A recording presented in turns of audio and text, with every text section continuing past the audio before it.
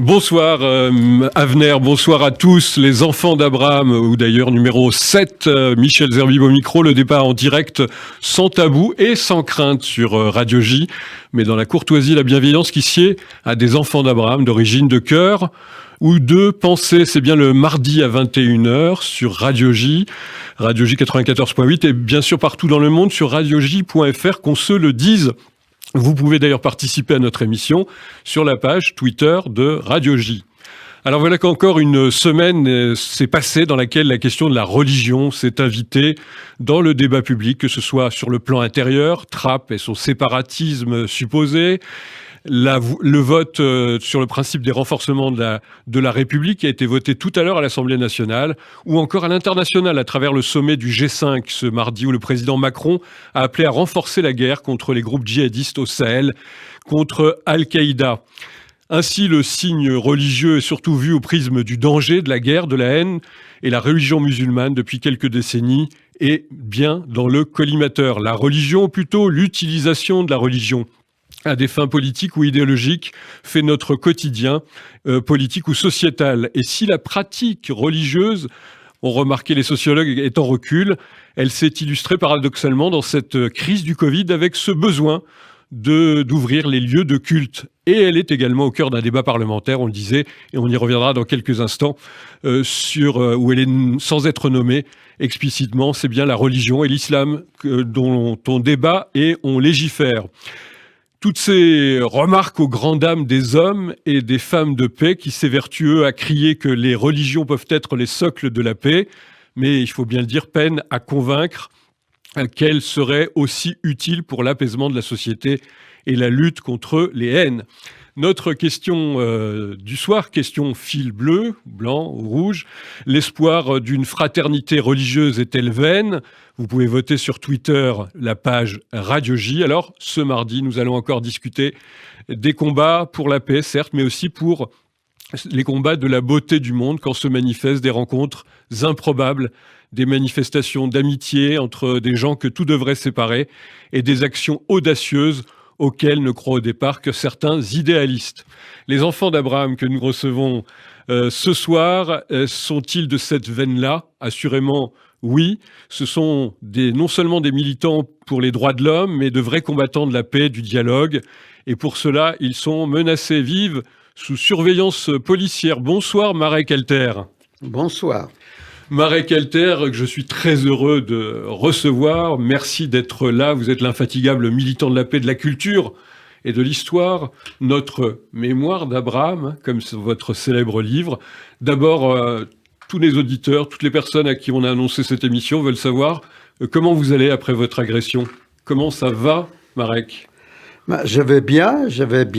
Il y a d'abord, je suis là, donc ça va. Et puis, il faut tirer quand même une leçon positive. Vous savez combien de soutiens j'ai reçus sur mes différentes réseaux ? 282 000, plus voilà. Que Madonna. Mon ami Chalgoumi, qui est en face de moi, que j'adore, c'est lui qui était le premier, quand il a appris que j'étais agressé chez moi, de venir, et il a lancé justement un tweet soutenant Marek Elter. Tu as reçu combien ? 180 000 ? On est arrivé à 265 000. Vous vous rendez compte ? 265 000. C'est comme les auditeurs ce soir sur Radio J, on l'espère. Alors, donc, ce que je vais dire, la leçon, c'est que les gens sont généreux. Ils veulent montrer leur solidarité. Ils veulent vivre ensemble avec les autres. On ne leur donne pas l'occasion. On n'entend pas l'occasion. Ni les politiques, ni les religieux, ni les intellectuels, personne. Donc ils sont perdus. Ils sont perdus avec leur Covid, enfermés dans leur maison. Donc là, il s'est fait que, par hasard, il y a deux types cagoulés, comme au cinéma, sont rentrés chez moi, qui ont donné cette occasion pour montrer nous sommes solidaires. C'est magnifique. Et vous êtes là, c'est magnifique. Bientôt sortira derrière votre livre Un monde sans prophète point d'interrogation, mais vous êtes là. C'est sans interrogation. Sans interrogation, oui, c'est vrai. puisque vous êtes là.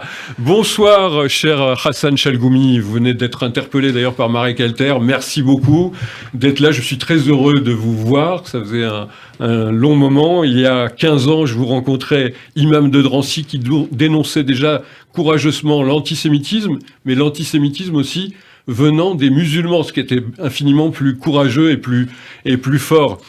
Alors aujourd'hui, bien sûr, on parle de ce qui se passe aujourd'hui dans la République, et vous êtes menacé, vous êtes arrivé avec un certain nombre de gardes du corps, Hassan Chalgoumi. En un mot, vous allez continuer à vous battre ? Mon ami, les fatwas sur ma tête sont à vie. Et si je recule, c'est eux qui ont gagné. Je pense que par amour pour ma religion et la République, et par amour aux enfants d'Abraham aussi, que le sujet est... Et merci Michel. J'oublierai jamais, j'ai une pensée, Michel, si tu permets, pour Claude Barouche. Parce qu'un ami commun à nous qui est parti, je pense à lui, à tous les amis comme lui, comme Sami Gozlan. Absolument, qui nous écoute, enfin en l'occurrence Sami Gozlan peut nous écouter depuis Israël, puisque vous pouvez nous écouter d'un petit peu partout. Je salue d'ailleurs nos auditeurs en Israël en particulier, aux États-Unis aussi, qui sont peut-être à l'écoute. Et je salue tout de suite Élise Fageles. Bonsoir. Bonsoir. Merci infiniment d'être là. Vous êtes la secrétaire générale de la DILCRA, la délégation interministérielle contre la lutte contre le racisme, l'antisémitisme et les luttes anti-LGBT. Je l'ai dit, vous êtes députée suppléante de La République En Marche. Et vous avez été même, donc, à ce moment-là, présidente du groupe d'amitié France-Israël. La DILCRA, c'est beaucoup de travail dans ce monde. C'est beaucoup de travail et c'est beaucoup d'espoir. J'entendais Marek, il a raison, les gens ont envie de s'engager. Et la DILCRA, on a beaucoup d'actions, mais on accompagne la société civile, on accompagne des projets, on accompagne des associations et des associations, des grandes associations nationales qu'on connaît, mais des petites associations de terrain aussi. Et quand on voit les mobilisations pour créer des festivals, pour le vivre ensemble, pour faire des interventions dans les écoles, etc., on voit qu'il y a une envie de mobilisation quand même, et voilà. Donc on est content aussi. Et puis après, il faut faire de la sensibilisation, il faut mobiliser les forces de la nation un peu partout parce que je crois que j'ai cette conviction viscérale que cette lutte contre les haines, on en a besoin, on a besoin de militants et que c'est pas fini. On a besoin de mobilisation. C'est pas fini, ouais. Il y a la mobilisation, il y a des bonnes nouvelles comme nous annonçait tout à l'heure Marek Alter, des gens réagissent, des gens se lèvent, des gens se dressent contre cette haine. Mais c'est vrai qu'on parle beaucoup de religion, peut-être qu'on en parle un peu trop, mais on est rattrapé par l'actualité. Alors, puisqu'on est justement dans cette actualité, tout à l'heure à l'Assemblée nationale a été voté en première lecture avec une large majorité, ce projet de renforcement des principes républicains. Alors vous représentez ce soir, Élise Fageles, l'État, la France, le gouvernement, et en plus vous êtes proche du parti au pouvoir. Est-ce que c'est une bonne nouvelle ? C'est une bonne nouvelle quand on vote en effet un texte qui tient compte d'une situation assez dramatique dans notre pays, qui est le séparatisme. On sait on a été gravement endeuillé par des attentats islamistes, et on sait aussi qu'il y a des quartiers entiers où les lois de la République peinent à s'appliquer. Donc il est important que ce soit un sujet qui soit pris en compte par les députés et qu'il y ait des lois qui fixent des règles très précises, parce que les règles n'étaient pas suffisamment fortes aujourd'hui pour que toutes les valeurs de la République puissent être appliquées complètement partout sur le territoire. Donc c'est important. Moi, par exemple, à la DILCRA, on suit de très très près toutes les mesures sur la haine en ligne. La haine en ligne, c'est un sujet qui avance en permanence. L'année dernière, il y a une grande partie de la loi Avia qui avait été censurée. Ouais. Et bien là, ça a été l'occasion de revenir sur des sujets, et notamment après la terrible affaire sur la terrible mort de Samuel Paty, où on a vu qu'il y avait des besoins absolument de légiférer sur la haine en ligne, et notamment de créer ce délit de divulgation des informations, donc de mise en danger des personnes en divulguant des informations sur eux. Donc la loi, elle sert évidemment parce qu'on tient compte des situations de terrain, on crée des délits, on crée des situations et on crée des interdictions, et donc ça permet évidemment que les valeurs de la République enfin puissent s'appliquer mieux partout sur le territoire. Monsieur l'imam des combats républicains, c'est le titre de votre dernier livre, Hassan Chalgoumi. quand même un commentaire sur cette loi, vous qui connaissez bien le terrain, on peut dire le tissu aussi de danger du séparatisme, notamment islamiste. Est-ce que cette loi est parfaite, elle est intéressante, ou vous avez quelques remarques à faire? La première chose, il faut féliciter. Cette loi, pour moi, c'est une avancée formidable pour l'islam de lumière. Et en même temps, c'est un moment historique. Il montre la réalité et la volonté de notre président et de notre gouvernement d'intégrer les musulmans, de protéger les musulmans. Parce que c'est le rôle de la République de protéger ses enfants contre l'islamisme, contre les dérives. Et ça, c'est cette volonté qui est sincère et que, après, qu'il y a certaines choses qui manquent, je pense que le débat et le travail, Il est à faire encore? Tout à fait. Il est énorme. Notre 1905. Ça, c'est aujourd'hui, c'est 1905 des musulmans. Vous dites des musulmans, français, oui, la loi de séparation de l'Église. Tout à fait. C'est notre 1905 d'aujourd'hui. On ne peut pas régler tout par les lois, mais quand même, je vous donne l'exemple. Il y a 10 ans qu'on a commencé à débattre par rapport à la voile intégrale. Il y avait la loi. Il y en a certains, j'étais presque le seul par rapport à les musulmans, que j'ai soutenu cette loi. Mais sachez qu'après, il y a moins en moins maintenant la pratique par rapport à la voile intégrale. Ça fait que la loi, il a son effet sur le terrain et elle donne aussi les moyens aux responsables d'aller sur le terrain et de repousser la montée de l'islamisme. Donc on peut dire que c'est plutôt bénéfique pour l'instant. Marek Elter, vous aussi, vous avez vu monter ce phénomène de l'islamisme en France, de l'antisémitisme qui se dissimule à peine. Cette loi était utile, elle est vraiment importante selon vous, les renforcements des principes républicains de la France? Mon ami, je pars des principes. Quand on parle de nous, c'est déjà pas mal. Comme disent les Américains, parle de moi en bien, en mal, mais prononce bien mon nom.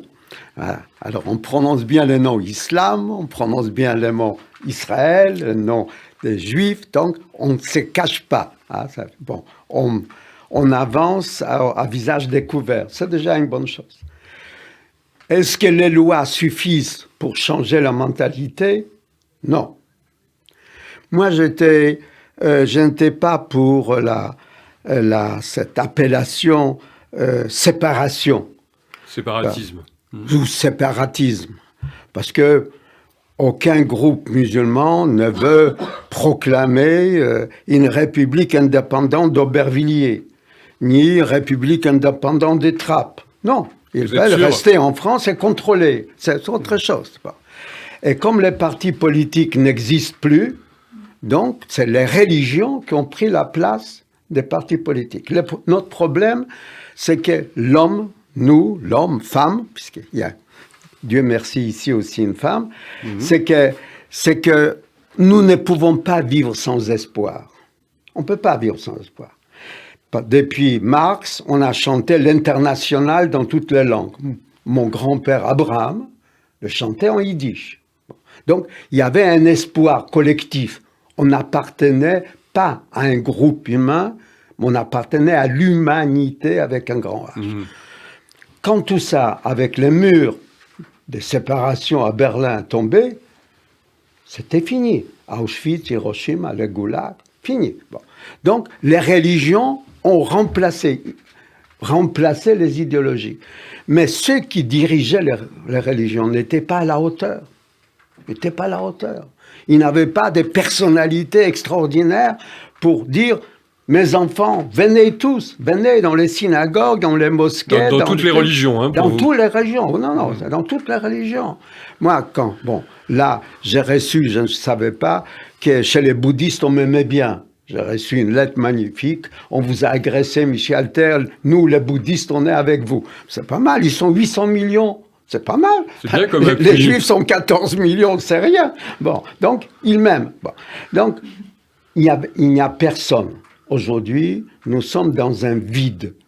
Et c'est pour ça que des gens comme vous, comme nous, maintenant, comme mon ami Chalgoumi, et nous sommes en danger et en même temps, nous sommes comme des petites lumières.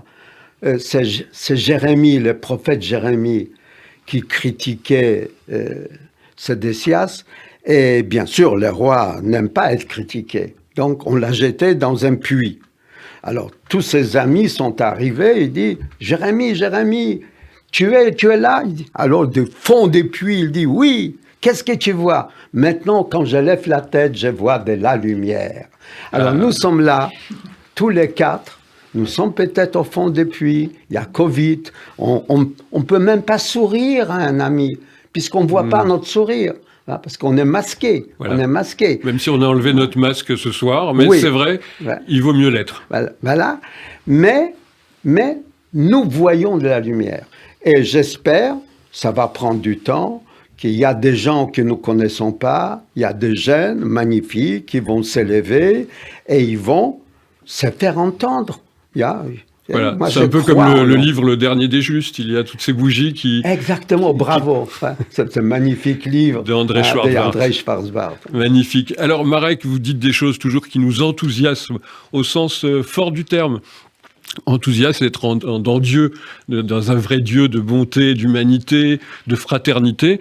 Mais je vais quand même faire réagir l'imam Hassan Chalgoumi sur ce que vous avez dit. Quand vous avez dit il n'y a pas de musulman qui veut faire sécession dans des territoires, je crois que quand même Hassan Chalgoumi peut témoigner de ce qu'il a vécu. Il y a déjà presque 20 ans maintenant, notamment dans la Seine-Saint-Denis et à Drancy. Je pense que le mot qui a été utilisé par le président de la République, il est juste et courageux. Parce que le séparatisme, dans leur tête, ils veulent se séparer de la société. Les salafistes ou les frères musulmans, ils ont un système, c'est pas religieux, c'est un système politique. Qui essaie de se séparer. On le voit dans les quartiers, il essaie de se séparer. Il crée le communautarisme dans le sens très négatif. Même dans leur commerce. Même aussi de séparer, enlever leurs enfants des écoles publiques. Deuxièmement, s'ils ont les moyens, ils peuvent rentrer même dans les mairies. Ils ont l'ambition, l'islam politique aussi, de récupérer les villes, de récupérer les quartiers, de récupérer les jeunes. Moi, je l'appelle, c'est une vérité, c'est de séparatisme. Ils veulent se séparer de la partie. Pourquoi? Parce que non, le reste, ce sont les infidèles, les koufars. C'est pas un citoyen. Ils le voient pas comme un citoyen, comme un frère ou comme une famille monothéiste. Non, ils le voient comme un ennemi, comme un traître, comme un vendu. Et là, on a vu des quartiers, malheureusement. C'est un échec total parce que, mon cher, tant qu'il n'y a pas la mixité de la cage d'escalier jusqu'à l'école, il n'y aura pas d'avenir. Parce que l'échec, il est deux. L'échec de l'éducation, les parents, première école. Et deuxième chose, c'est l'échec aussi de l'école. C'est très important ce qu'il vient de dire. L'école de la République. Il faut insérer les choses. J'ai eu des questions par rapport à Trappes, par rapport à la ville de Trappes et tout ça. Il n'y a pas que Trappes, il y a d'autres villes. Il faut, là, ils ont senti quand même la réalité de certains quartiers qui sont plus dans la République. Vous avez cru au témoignage de ce professeur de philosophie, justement, qui dénonçait ce qui se passait à Trappes, parce que vous connaissez bien le tissu local. Mon ami, je l'apporte tout mon soutien. Et ça, c'est une vérité. Pourquoi? Parce que ces pauvres professeurs, un métier très difficile, face à des élèves où il y a des parents qui sont démissionnaires, qui sont question d'éducation, question de suivi, et en même temps, question d'idéologie. On l'a vu dernièrement. Pourquoi on n'a pas vu 2015? Parce que quand on parle de l'islam, pourquoi on parle autant de l'islam? Il y a 3 dates pour moi. 1979, le régime iranien. Là, on commence à parler de la révolution islamique de l'Iran. Deuxièmement, 2001. Troisièmement, c'est le 7 janvier 2015. Ouais. Ça, c'est la date. Après l'attentat, combien d'élèves ils ont refusé de faire la déclaration d'une minute de silence? Pourquoi? Parce qu'il reste encore cette haine. Ce professeur, il a dit des choses, il faut l'écouter. Et en même temps, pour moi, ces professeurs sont la dernière rempart de la République, le dernier lien entre la France et ses générations. Élise Feigeles, peut-être un commentaire sur ce début de débat, de discussion qui est intéressante. C'est vrai qu'on voit ce que peuvent apporter les religions dans leur histoire de façon positive, mais on voit aussi la place qu'elles occupent de façon maintenant extrêmement exagérée dans le paysage politique français. On est dans un pays quand même où, en effet, depuis 2015, des jeunes Français ont pris des armes contre d'autres Français et sont venus tuer des Français. Ça, c'est la sécession. C'est-à-dire qu'à un moment donné, on est quand même dans une société. Voilà. Donc, après, voilà, le fait que dans des écoles, on ne participe pas aux minutes de silence, on ne veuille pas participer à tous les enseignements, notamment les enseignements sur la Shoah. On sait aussi que les jeunes filles ont des certificats de complaisance pour ne pas participer à certains cours, notamment de gymnastique, la piscine, etc. Ça, c'est laisser faire sécession, de ne pas participer aux enseignements, de tous les enseignements de la République, etc. Donc ça, il y a un moment donné, voilà, on dit séparatisme, on dit repli sur soi, on dit refus de respecter l'ensemble des lois de la République et les principes républicains, notamment l'égalité entre les femmes et les hommes. C'est aussi comme ça que la société française s'est bâtie, que l'émancipation à la française s'est bâtie. C'est un combat vraiment, en tout cas moi c'est un combat que je porterai toujours, cette émancipation-là à la française, qui est l'égalité entre les femmes et les hommes. Et ça, c'est important aussi qu'on embarque tout le monde avec nous, et notamment les jeunes femmes, les jeunes filles dans les quartiers, qui à un moment donné, parce qu'elles le veulent ou parce que elles sont embringuées, elles ont peur, elles sont menacées, etc., ont du mal aussi à faire valoir cette égalité et à faire valoir ce droit à l'émancipation. Donc il faut que, et la loi porte ça, elle balaye un spectre très très large, la loi. Elle est sur le financement des associations culturelles, donc ça c'est important, c'était des choses qu'il fallait revoir. Elle est notamment sur l'atteinte à la dignité humaine, sur les jeunes femmes, avec les certificats de virginité, avec des sanctions plus lourdes sur la polygamie. Voilà, donc elle est, je vous parlais de la haine en ligne aussi, sur l'éducation. Donc elle a un spectre très large parce qu'on parle vraiment de la République dans son entier. Et je crois que c'était important que le législateur enfin se saisisse de ça. Et c'est important, l'imam le disait, le législateur n'avait pas travaillé sur ces sujets. On travaillait sur la loi sécurité, lutte contre le terrorisme. On l'avait fait quand on était sorti de l'état d'urgence en tout début de mandat. Et en effet, il y avait eu des mesures pour faciliter la fermeture des mosquées qui étaient radicalisées, parce que là, on parle vraiment bien des lieux de radicalisation. Donc oui, des mesures sécuritaires, en effet, il y en a eu, ça c'est sûr. Mais des mesures aussi larges sur l'égalité entre les femmes et les hommes, sur l'éducation, etc., ça, il n'y en avait pas eu. Et donc, cette loi, elle est importante pour ça. Vous le dites, vous faites de la pédagogie sur cette loi. Élise Fagellès, nous sommes en direct, l'émission Enfants d'Abraham, qui reçoit Marek Alter, l'imam Hassan Chalgoumi, et donc Élise Fagellès. On va marquer à venir une petite pause et on se retrouve pour continuer à parler de ce débat fondamental. Enfants d'Abraham, c'est votre émission tous les mardis en direct, le débat direct et sans tabou. Bien évidemment, on parle assez régulièrement, hélas, il faut bien le dire aussi, des problèmes que peuvent poser les expressions de la religion quand elles le font avec une volonté haineuse, une volonté séparatiste. On parlait bien sûr juste avant la pause de cette loi sur les principes républicains qui a été votée en première lecture. Il y aura sans doute d'autres amendements. On reste un instant sur cette première partie d'émission. On parlait de la France cette semaine, la France 15 ans après l'assassinat d'Ilan Halimi, et aussi quelques semaines après la mort de Samuel Paty. Une question, elle est d'actualité, Hassan Chalgoumi, puisque vous êtes tunisien. On apprenait tout à l'heure qu'un défenseur de la mémoire de Samuel Paty, justement ce professeur assassiné, était en prison pour avoir insulté un juge qui n'avait pas agi contre un imam qui lui saluait la décapitation de l'enseignant. C'est difficile. Il y a la France, il y a aussi parfois la Tunisie qui ne comprend pas les enjeux. Je vous taquine un peu sur le côté tunisien parce que je sais que vous attachez beaucoup d'importance à la Tunisie natale. Mais comment vous imaginez qu'aujourd'hui on n'arrive pas à comprendre qu'il faille réagir contre ce genre d'agissement ? Malheureusement, la Tunisie de Bourguiba, elle commence à perdre un peu sa place. Ce peuple-là, magnifique, était élevé, parce que Bourguiba, paix à son âme, il a fait deux choses. L'éducation, surtout par rapport à la place de la femme, et la liberté aussi qu'il a donnée. Aujourd'hui, ce peuple-là, 2019, ils ont élu un président qui a voulu faire la guerre contre le sionisme. Il a dit, nous sommes en état de guerre, nahnu fi harb, comme ça, contre le sionisme, il parle d'Israël. Ça, imaginez, qu'est-ce qu'on peut avoir comme des dégâts quand il y a un président qui déclare de cette manière. Deuxièmement, la première partie politique en Tunisie, c'est le Nahda, c'est le parti islamiste. C'est l'islam politique, ça fait peur.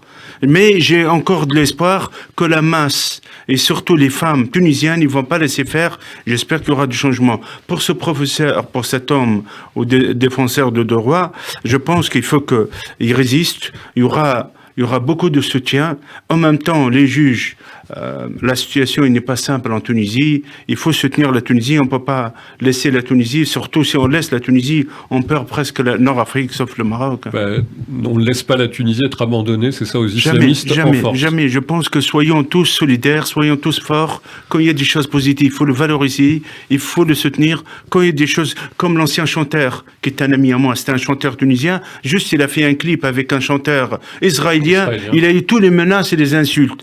Tout le monde lui a apporté son soutien. Maintenant, il est presque protégé. Et voilà, il faut résister face à cette minorité, malheureusement. Voilà, il faut toujours résister, c'est le cas de le dire. On reste donc dans cette séquence où on a parlé, beaucoup ont parlé de Ilan Halimi à juste titre, 15 ans après. Vous-même, à la DILCRA, Élise Faygeles, vous avez créé un prix.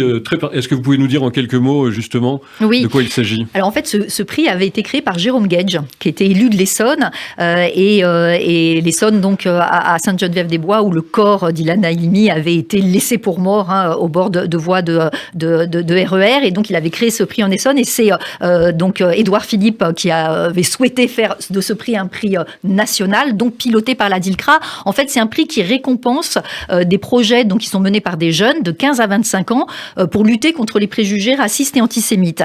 Et il avait été lancé évidemment avec l'accord de Ruth Halimi qui souhaitait que ce soit pas un coup pour rien, que la mémoire d'Ilan puisse permettre de valoriser les projets positifs, l'engagement de la jeunesse. Parce que c'est vrai qu'on a besoin de cette jeunesse, on a besoin de l'engagement de la société, mais la jeunesse, parce que probablement il y a des jeunes qui se laissent aller avec soit de l'islamisme radical, soit d'autres dérives identitaires extrémistes de l'autre côté de la tenaille identitaire. Et donc, il faut aussi laisser les jeunes engagés pour la fraternité parce qu'il y a des jeunes qui ont envie de s'engager. Donc, Ruth Halimi voulait que ce soit un prix qui dure. Donc, c'est la 3e année. Et cette année, Jean Castex a reçu l'équipe lauréate. Malgré le Covid, on avait une toute petite cérémonie, mais au moins une équipe lauréate qui venait de Rouen. C'était des jeunes, 5 jeunes de Rouen qui ont décidé eux-mêmes de faire une campagne de sensibilisation dans leur lycée pour leurs pairs, pour expliquer ce que c'est que le racisme, ce que c'est que l'antisémitisme, où ils expliquaient, nous, dans notre lycée, il y avait plein de gens qui savaient même pas ce que c'était que l'antisémitisme, qui voulaient honorer la mémoire d'Ilan Halimi, également de Mamadou Barry, qui est un homme, un professeur qui avait été tué après un Coupe d'Afrique des Nations. Je ne sais pas si vous vous souvenez, c'était il y a 2 ans. Il avait été frappé à mort par racisme, parce qu'il était noir. Et donc, ils ont fait des podcasts, ils ont fait des campagnes sur les réseaux sociaux, de l'affichage, donc pour expliquer ce que c'est que le racisme, ce que c'est que l'antisémitisme, comment ça peut mener à la mort encore de nos jours. Et c'est vrai qu'il y avait une étude il y a quelque temps qui montrait que beaucoup de jeunes ne connaissaient pas la mémoire d'Ilan Halimi. Mais grâce à ces projets-là, dans beaucoup d'établissements scolaires, des clubs de théâtre, des clubs de sport, etc., on valorise des projets qui ne tournent pas forcément autour d'Ilan Halimi, mais sur les préjugés racistes et antisémites, mais du fait que ça porte son nom, eh bien c'est une manière aussi que les jeunes se réapproprient cette histoire, ce drame, de manière à ce que, évidemment, on déconstruise les préjugés et on déconstruise cette haine. Ilan Halimi, on rappelle, bien sûr, à nos auditeurs qui le savent, qui n'a pas été enterré en France, qui est enterré à Jérusalem, dans le cimetière de la capitale israélienne. C'est quand même très particulier, Marek Alter, vous, la grande mémoire de l'histoire, de se dire que une maman n'a pas voulu que son fils puisse être enterré. Elle avait peur que sa sépulture soit profanée. Ça en dit beaucoup sur notre pays, sur la France d'aujourd'hui. On peut expliquer comme ça, mais on peut tout simplement, même sans avoir peur que sa sépulture soit profanée, vouloir que son fils se trouve à Jérusalem. Jérusalem, c'est une ville. Vous avez parlé des enfants d'Abraham. Abraham était là-bas. Quand il arrive devant ce petit village qui s'appelle Salem, le roi de Salem, Melchisedec, le roi de la justice, va à sa rencontre et les salue, les bénit au nom de Dieu tout haut. Ça veut dire même sans antisémitisme, il y a plein de gens qui aimeraient être enterrés à Jérusalem. Mais si je puis me permettre, il y a eu une profanation, puisqu'il y a eu à Sainte-Geneviève-des-Bois des arbres qui ont été plantés à la mémoire d'Ilan. Et l'année dernière, peu de temps avant justement la commémoration de sa mort, au moment où il y a eu cette vague d'antisémitisme à nouveau, pendant la période des Gilets jaunes, où il y avait des graffitis, où il y avait eu l'agression d'Alain Finkielkraut, les arbres ont été sciés. Donc, en l'occurrence, elle n'avait pas complètement tort. Voilà, dès qu'il y a des pics d'antisémitisme, on s'en prend au symbole. Oui, et c'est un symbole très fort, ces arbres de la mémoire d'Ilan. Je pense que ce sont deux choses différentes, il faut les séparer. Ce n'est pas parce qu'on ne m'aime pas que je m'en vais. Le président de la République m'a appelé samedi soir en disant « J'ai entendu ce que vous êtes arrivé, si vous avez besoin de quelque chose, j'ai dit à mes conseillers de prendre une chambre d'hôtel peut-être pour une semaine pour que vous ne restiez pas seul. » J'ai dit « Monsieur le Président, moi je suis sur la barricade. Je ne déserte pas la barricade. Les gens passent dans ma rue, ils voient par les fenêtres que je travaille. Ce n'est pas parce qu'il y a deux types qui rentrent la nuit pour me faire peur que je dois quitter mon appartement. Je reste. » Alors, bon, il m'a dit, formidable, bon, peu importe ce qu'il a dit. Donc, il y a ici deux choses. Il y a l'une, la lutte contre la haine, et puis la volonté d'être enterré en Israël. Il faut apprendre à séparer l'antisémitisme et Israël. Il faut séparer. Supposons demain, il n'y aura plus d'antisémitisme. Souvent, l'antisémitisme est Israël est un prétexte pour l'antisémitisme. Non, rien du tout. Ça veut dire que c'est comme les antisémites, les négationnistes disent que les Juifs ont profité de la Shoah pour créer Israël. Non, Israël a été créé parce que les Juifs sont battus pour l'indépendance. Et il faut lire l'échange de lettres entre Ben Gurion et Gandhi. La décolonisation a commencé par l'Inde et Israël. 48. Combien de morts dans l'attentat de King David? Les Juifs ne se laissent pas faire. Et ils avaient droit à leur indépendance. Même avec la Shoah, sans la Shoah, Israël existerait aujourd'hui. Et il faut séparer les deux choses. Alors, il y a les Juifs à travers le monde, ils sont là parce qu'ils veulent bien. Il y avait toujours des Juifs à travers le monde. En Babylonie, il y avait plus de Juifs qu'en Israël. Quand le prophète Jérémie fuit vers Alexandrie, il y a 500 000 Juifs. Et à Jérusalem, seulement 200 000. Notre force des peuples juifs, c'est que nous sommes enracinés dans une terre, et c'est là depuis des millénaires, donc 4000 ans, puisqu'Abraham arrive il y a 4000 ans, et puis nous sommes dans le monde, nous sommes universalistes. Je viens de recevoir un mot de Boukhara. Il y a une femme qui trouvait qu'on était des cousins. Vous savez, ça, c'est du côté des anciennes républiques soviétiques. Soviétiques, en Ouzbékistan. Et ils sont là depuis l'époque babylonienne. Et il y a cinq synagogues. 5 synagogues. Ça veut dire, c'est ça notre force.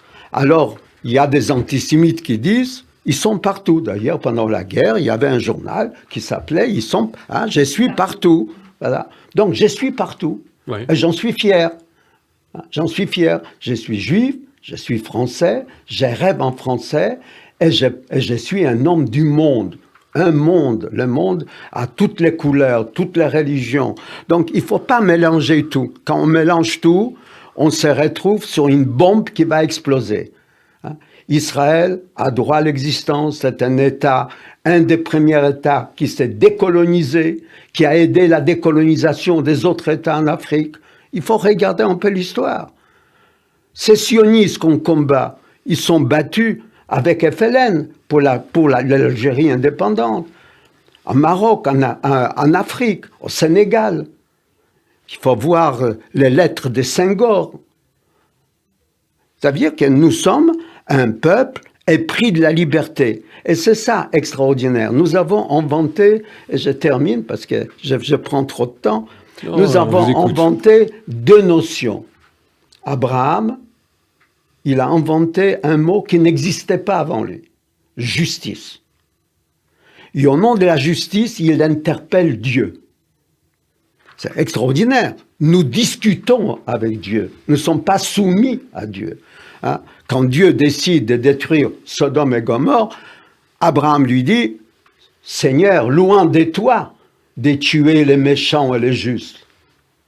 Tu dois défendre la justice. » Et nous avons inventé un autre mot qui n'existait pas avant.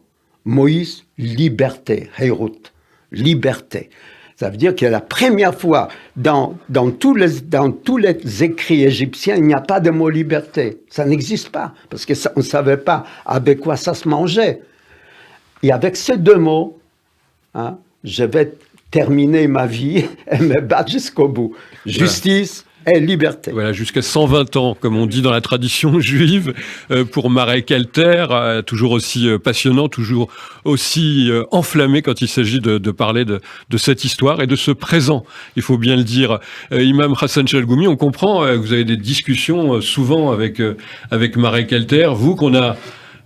Quand on vous a surnommé de cette manière, c'était pas pour vous faire un compliment, qu'on a surnommé l'imam des Juifs, mais vous en tirez, je crois, de la fierté. Je le dis, je le répète, si la communauté juive m'accepte en tant qu'imam, c'est un honneur pour moi. Ils ont oublié que dans le Coran, il y a 5 fois, il était nommé, juste prononcer le nom du prophète Mohammed. Et Moïse, combien? 128 fois. David, combien? Plus que 70 fois. Abraham, combien? Partout. L'entier du Coran, il parle des Bani Israël, les enfants d'Israël. Ça fait aussi une fierté. Ça, les personnes qui essaient de dire de cette manière, malheureusement, ils ont un fond antisémite. C'est triste. Parce que la préjurative, quand on veut insulter en arabe, quelqu'un, on le dit Yahoudi. C'est une vérité. Yahoudi, juif, c'est une insulte. Et ça, c'est l'antisémitisme, il existe chez les Arabes, chez les musulmans. Et c'est une réalité, il faut le combattre, il faut le lutter contre. Il y a une autre tradition aussi chez les musulmans dans l'histoire de l'islam, aussi de protection des juifs dans l'histoire, peut-être récemment par exemple au Maroc. Est-ce qu'on peut dire que le Coran, c'est souvent une question qu'on pose, le Coran est antisémite ou le Coran est mal interprété? Mal interprété, mon ami. Pourquoi? Parce qu'il y a 6600 plus qu'un peu versets coraniques, ça fait 23 ans. Les 11 ans, quand ils étaient à la Mecque, les versets coraniques, ils ont parlé que de gloire des enfants d'Israël. Et qu'ils ont parlé aussi Sha'b Israël, le peuple d'Israël, avec une fierté. Ya Ahl al-Kitab.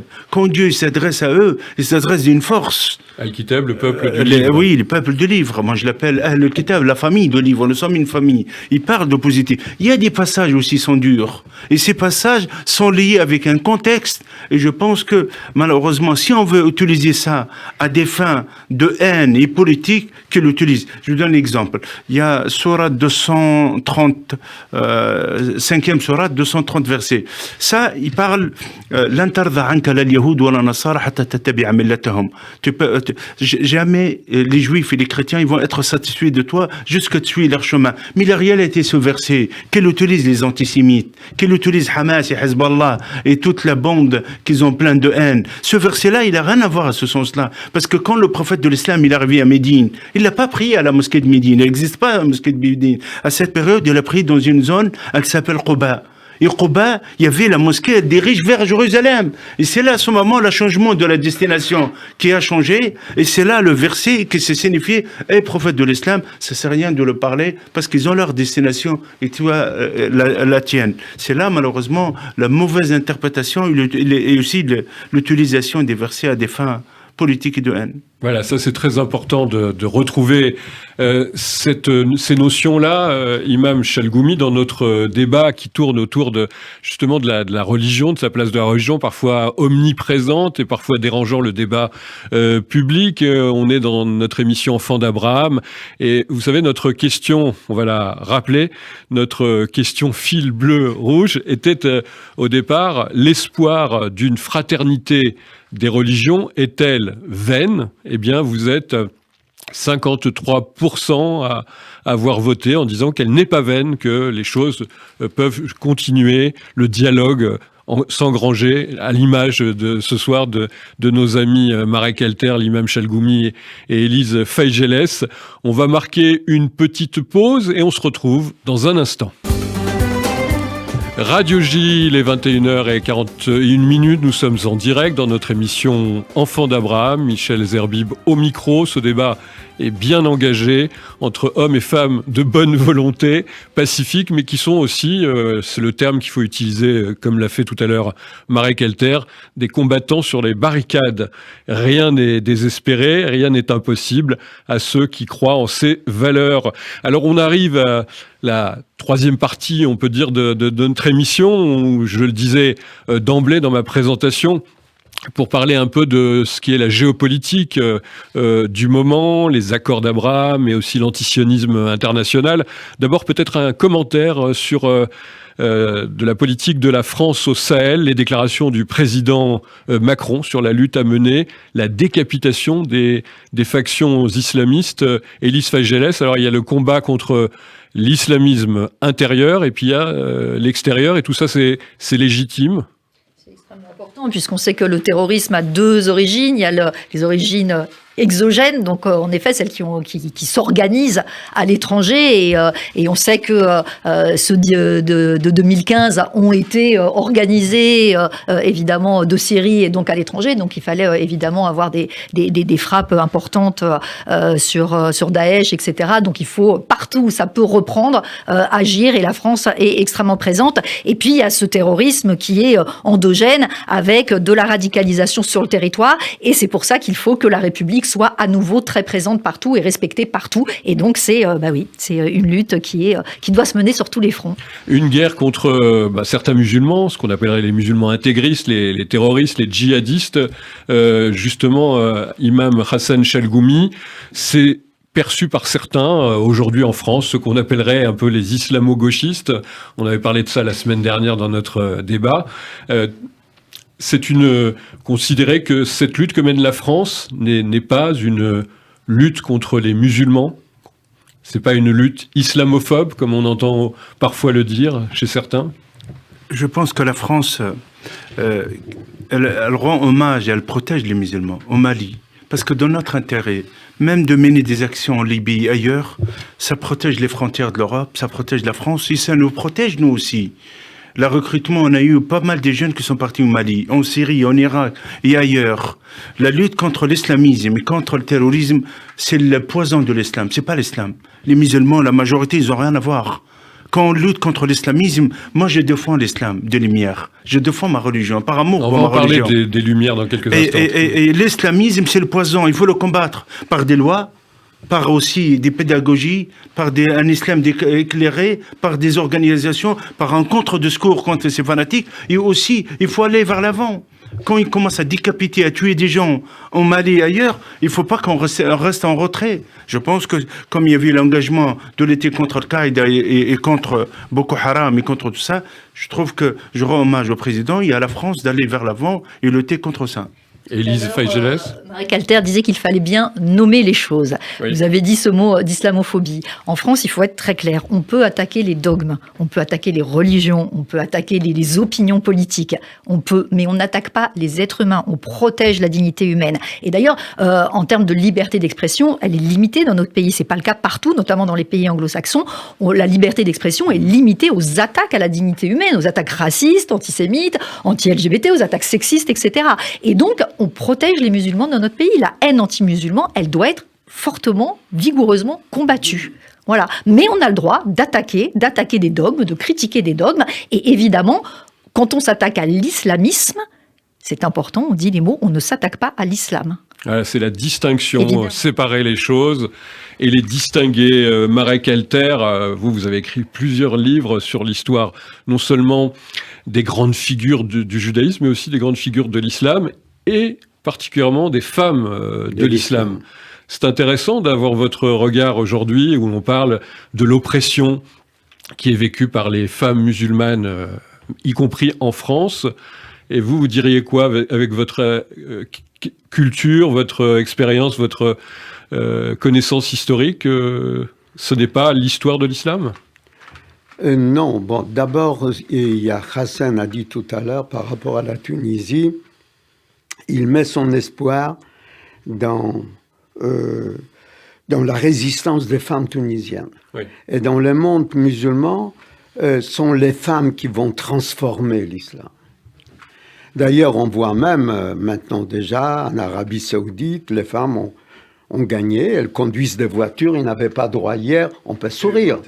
Mais c'est elles qui sont battues, elles ont obtenu. Et ils ont droit maintenant d'avoir leur compte en banque. Chez nous, c'est le général de Gaulle qui a introduit les droits. Il a donné aux femmes le droit d'avoir un compte en banque sans l'autorisation de leur mari. Vous vous rendez compte? Il fallait le général de Gaulle pour que ça se fasse. Donc, on est un tout petit peu en avance, mais pas beaucoup. Pas vraiment. Pas vraiment. Et moi, je trouve, de toutes mes lectures, j'apprends. Vous prenez Les Frères Karamazov de Dostoïevski, un livre magnifique. Il y a un dialogue entre les deux frères, Alyosha et Ivan. Alyosha plus jeune demande à Ivan. Il dit, Ivan, et notre voisin nous emmerde, est-ce que je peux le lui dire? Et Ivan répond, oui, bien sûr, à condition que tu lui dises d'abord que tu l'aimes. Et j'ai trouvé ça génial. Ce que nous faisons, et ce que je reproche à tous les pouvoirs en France, qui s'intéressent à l'islam avec raison, puisque aujourd'hui il y a 10% de la population musulmane. C'est ce que nous étions en Pologne, où je suis né, 10% de la population. En Amérique, les Noirs représentent 10% de la population. Imaginez l'Amérique sans les Noirs, ça n'est plus l'Amérique. Aujourd'hui, vous regardez la télévision, la nouvelle génération de présentateurs, des filles magnifiques, tous d'Afrique du Nord. Tous. En France. En France. Non, je parle de la France. Nous sommes en France. C'est de ça qu'il s'agit. Donc, nous n'avons pas utilisé cette méthode dostoïevskienne. Moi, j'ai dit à Hollande que j'aimais bien. C'était un type gentil. Je l'ai amené au Kazakhstan. Et dit, tu vas à la télévision et adresse-toi aux musulmans de France. Mes frères musulmans de France. Vous avez apporté à notre civilisation les mathématiques, l'algèbre, le mot aljabre, c'est arabe. Voilà. Vous avez apporté la géographie, Ibn Khaldoun. Vous avez apporté, quand Charlemagne envoie une délégation pour voir Haroun el-Rachid, le grand calife de Bagdad, pour lui demander la paix, il a compris que l'islam sera une grande nation. Qu'est-ce qu'il voit? Les premiers hôpitaux, les hôpitaux que nous avons besoin, c'est eux qui ont inventé. Donc, les musulmans de France, dans les quartiers, ne savent même pas ce que leurs ancêtres ont inventé. Ils ne connaissent même pas l'apport de l'islam à la civilisation du monde. Donc, il faut les valoriser. Une fois valorisés, une fois dit « je vous aime », après, on peut leur demander quelque chose. Puisque nous appartenons à la même civilisation, puisque nous avons créé ensemble les premiers astronomes, les musulmans. Alors, vivons ensemble, profitons ensemble. Ça, ils comprendraient. Les gens adorent qu'on les flatte. Mais oui, mais c'est comme ça. Vous voulez séduire une femme, vous n'allez pas l'engueuler. Vous allez lui dire, vous avez un beau regard, vous avez des jolies mains. Il faut quand même dire quelque chose de positif. C'est ce que vous faites avec l'islam, Marek Elter. C'est ce qu'il faut faire, bien sûr. C'est ce que Napoléon a fait avec les Juifs. Oui, ça veut dire, qu'est-ce que nous faisons, nous les Juifs, dans les synagogues? Depuis, on dit une prière pour la bonne santé de la République, pour remercier la République, parce qu'il nous a valorisés. Oui, nous sommes comme tout le monde, nous sommes des êtres humains. Marek Elter, avec nous dans l'émission Enfants d'Abraham. Alors, on ne peut pas parler de cette émission sans évoquer un phénomène, une histoire géopolitique récente. Ça s'appelle les accords d'Abraham, avec justement la prise de relation entre Israël et des pays arabes, les Émirats arabes unis, le Maroc, Bahreïn. C'est intéressant, l'imam Chelgoumi, de nous rappeler que vous avez célébré en bon musulman la fête de Hanouka dans un pays arabe. Ça se passait où? C'était à Dubaï. C'était en plus En face de Burj Khalifa, l'hôtel My God, adresse l'hôtel. Et c'était merveilleux. C'est la 8e bougie en plus. C'était la 8e bougie. J'ai eu l'honneur aussi, il y a 7 ans, j'ai fait Hanouka avec le rabbin Moshe Levi. On l'a fait au Bahreïn, dans la petite synagogue. J'ai eu l'honneur aussi, il y avait Marek qui était avec moi, Sa Majesté. Mon cher, tu sais, cet accord, pour moi, il m'a donné l'espoir qu'on va gagner en France. Même il est à l'extérieur. Pourquoi? Il y a des années, on est parti au Golfe. J'ai jamais cru qu'il peut m'accueillir l'homme qui est anti-voile intégral, taxé presque raciste anti-musulman, l'homme, le sioniste, Chelgomi, le vendu, tout ça. Mais la vision là-bas, c'est pas pareil. L'éducation, c'est ça qui compte énormément. Et quand je vis cet accord, moi, c'était le plus beau jour. C'était le mois de juillet, je me rappelle très bien. Août, je pense août, oui, 2e semaine de août. Et quand j'ai entendu ça, avant que ce soit la déclaration officielle, j'ai commencé à pleurer. Même il y a les personnes autour de moi, ils m'ont dit, qu'est-ce que t'as? Je lui ai dit, de joie, je suis l'homme le plus heureux au monde. Et cette fois, j'ai vu le miracle. J'ai vu le miracle de Hanouka. C'est quoi le miracle de Hanouka? Quand je vois dans un hôtel, il y a 1400, 1500 juifs, la majorité avec kippa, à Dubaï, et qui chantent en hébreu, et que je vois des arabes à côté, ils sont habillés en blanc, et tout le monde, ça c'est le miracle. Ça veut dire tout est possible. Et la lumière, comme il a dit Marek, la lumière, on est en train de le voir avancer. Ces pays, on est en train de changer. Qu'on voit Bahreïn, qu'on voit des délégations qui arrivent à bouger. La seule chose, c'est une petite blague, mais c'est une réalité. J'ai un ami, Ayoub Kara, c'était un ministre israélien qui parle arabe, c'est normal, oui. Israélien arabe, parce que c'est difficile de dire israélien arabe ou israélien musulman. C'est compliqué, il comprend rien, mais ça arrive. Là, que je dis, mon ami, tu sais, le dernier pays arabe qui va signer avec Israël, il m'a dit l'Algérie. J'ai dit non, c'est la France. Là, il rigole un peu. Mais il y a un sens d'humour dedans. Mais je dis, on a tellement de boulot avec ces jeunes arabes, jeunes musulmans qu'en France, pour comprendre. Juif, ça y est. Non. Ou l'humour tunisien. L'humour tunisien, voilà. C'est vrai que ces accords d'Abraham, comme on dit, qui l'eût cru, sans des pionniers qui y croyaient. On en a 2 sur le plateau. Élise Feigelet, j'imagine que ça vous donne aussi un peu d'idées, de force pour continuer ce travail qui est difficile, il faut bien le dire, essayer de déconstruire les préjugés, le racisme, l'antisémitisme. Et donc, c'est quand même un exemple, c'est un événement marquant. Il faut faire se rencontrer en France des jeunes qui se connaissent pas et qui ont des a priori, des préjugés plutôt très négatifs. Et ça me fait penser à un documentaire qui a été réalisé par Anna Assouline, ça s'appelle À notre tour, et qui filmait des jeunes. Donc c'était une opération qui avait été faite par l'association UEJF, l'Union des jeunes étudiants juifs de France, et SOS Racisme. Et ils allaient dans des quartiers, dans des banlieues, et il y avait des jeunes juifs qui rencontraient des jeunes arabes, musulmans ou non, en tout cas, ou d'origine africaine, et il y avait des confrontations assez rudes au début, notamment sur la concurrence victimaire, mais pourquoi on parle de la Shoah et pourquoi on parle pas de l'esclavage, et puis qui racontent, non, nous les juifs on les aime pas, et puis il y avait des juifs qui étaient en école religieuse et qui étaient extrêmement protégés, qui n'avaient pas l'habitude de rencontrer d'autres jeunes, et voilà, en tout cas c'était tout un tour qui existe en France, ils vont dans les universités, ils vont dans les quartiers. Et ce documentaire-là montre des moments extrêmement émouvants où tout à coup, ils s'écoutent. Ils entendent des propos. Alors évidemment, ils ne s'envoient pas des insultes, mais on sent qu'il y a quand même pas mal de ressentiment et on voit qu'il y a de l'espoir. Et on voit, ah bon, mais oui, c'est vrai, si on parle de la Shoah, c'est qu'elle a existé, c'est qu'il y a eu des millions de morts. Ça ne veut pas dire qu'il ne faut pas parler de l'esclavage. Il faut parler de l'esclavage aussi, mais il ne faut pas moins parler de la Shoah. Oui, c'est vrai, vous avez raison. Nous, on aimerait qu'on parle plus de l'esclavage, mais on peut aussi parler de la Shoah, par exemple. Et puis, si on a des policiers devant les écoles juives, c'est pas parce qu'on veut tous les policiers de France, c'est parce qu'on nous a attaqués, c'est parce qu'il y a eu des morts et parce qu'on a besoin d'être protégés. Et c'est pas rigolo.